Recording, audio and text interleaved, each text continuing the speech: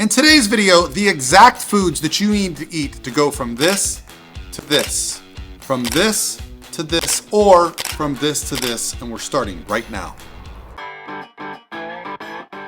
Hey guys, what's going on? This is Paul Ravella from ProPhysique.com. In today's video, I got a great question, and I want to discuss the idea of what foods are going to help you to look great for an event. So let's start with the question and then get right into it. What is your exact foods that actually get you the lean look when you want to look great for an event? I tend to crave fat sources in foods rather than carbs. I feel best on a lower carb diet, but I want to get a better physique transformation, and I'm willing to change anything to get there. Is a lower fat, high carb the best aesthetic way to look lean and muscular?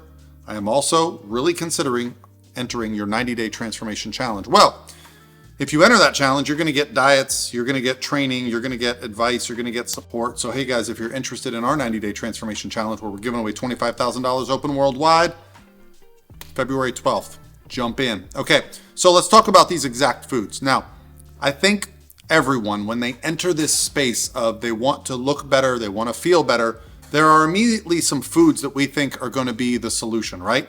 We all think that we're going to have to eat boiled chicken, some broccoli, and maybe oatmeal, right? There are some foods that are just magical. I want to get this message across as clearly as I can.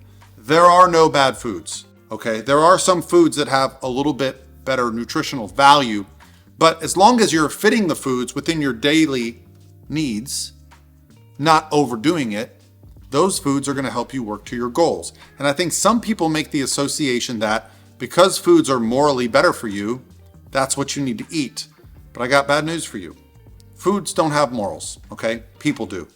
Therefore, eat the foods that you enjoy that allow you to reach your goals. Now, when you set up a nutritional plan, like you said, you prefer lower carb, that is therefore going to preferentially change the foods that you eat.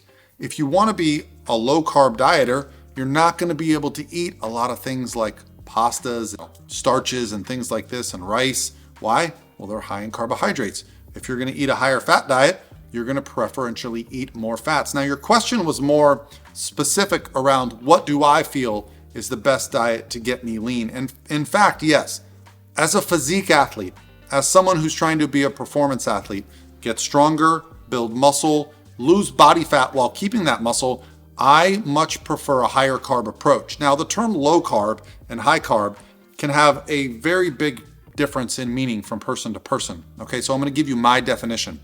If your carbohydrates are lower than your body weight in pounds, then I consider you a low carb dieter. So if you're, say, a 120 pound female and you're taking in 80 carbs a day, I would say, hey, you're on a pretty low carb approach. However, that person then might be able to fill in their nutritional needs with more protein or more fat. You said you like fat. So maybe someone that's a low fat dieter, what I would consider low fat for, say, a 120 pound female would be 45 grams of fat. Maybe that person, since they're on low carbs, is up to 80 grams of fat, right? Now, the difference between fats and carbs are the nutritional value. Fats are roughly 9 calories per gram. Carbohydrates are only 4, so less than half as many calories per gram. So fats are very nutrient dense. Also, one of the big misconceptions around carbohydrates is that insulin is somehow going to make you shut off fat loss and you can only store body fat when you take in carbohydrates or when you spike your blood sugar. Bad news. Actually, that's not the case, okay?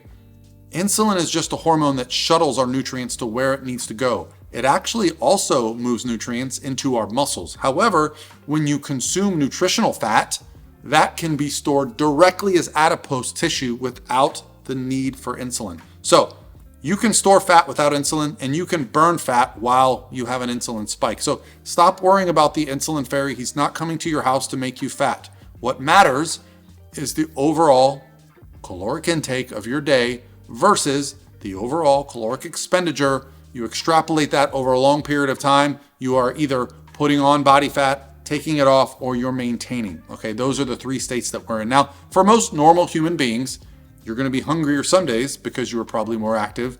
You're going to be less hungry some days because you either overate or you were less active.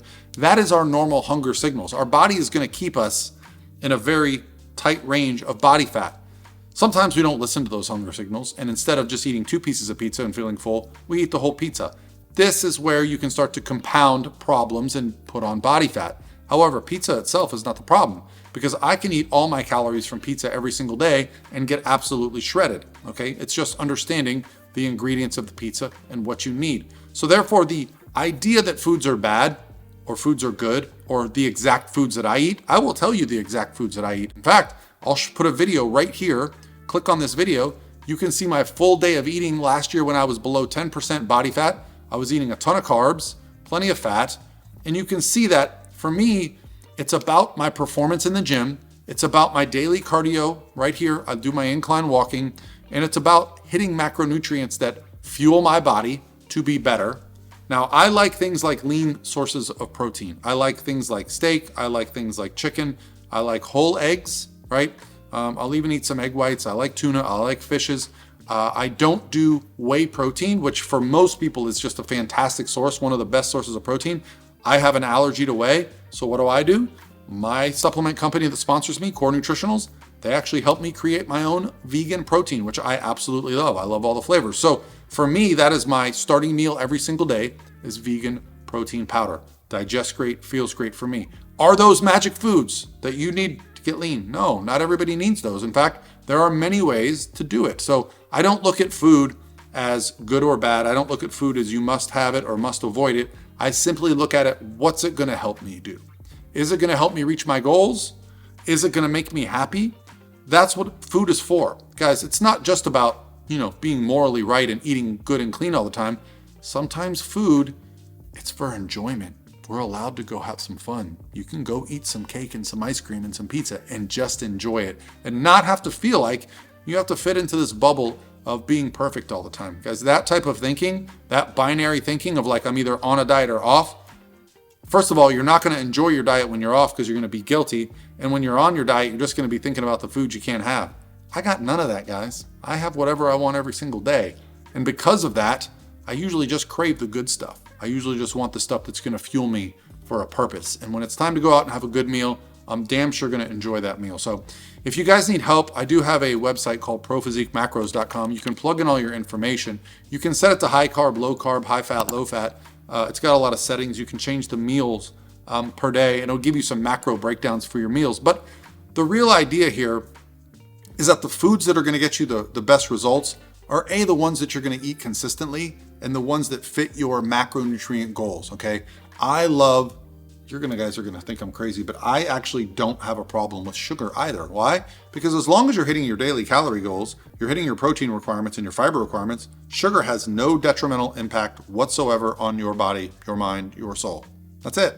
It's just another form of carbohydrate that's easily digestible and therefore easily to be overconsumed. But if you have some accountability, sugar is not a problem. But I like to eat fruits with every meal. I either have a fruit or vegetable with every meal. I eat a lot of rice, a lot of potatoes, love my bananas. Those are the foods that I consistently rely on.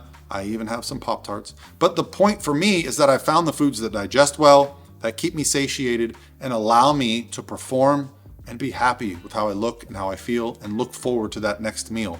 I don't even know what my next meal is right now because the wife is cooking. But we're on the same page, she and I. So hopefully this answers your question. If you guys have any more, make sure to send me an Instagram direct message or leave a comment below. And if you're interested in the Transformation Challenge, it's $50. It's open worldwide. And we're going to support you guys along this journey for 90 days, weekly live videos, answering your questions. All of our coaches will be in the chat. We're also offering discounted coaching for all those involved if you need a hands-on coach. Otherwise, just jump in and let's see what you got. I'll talk to you tomorrow.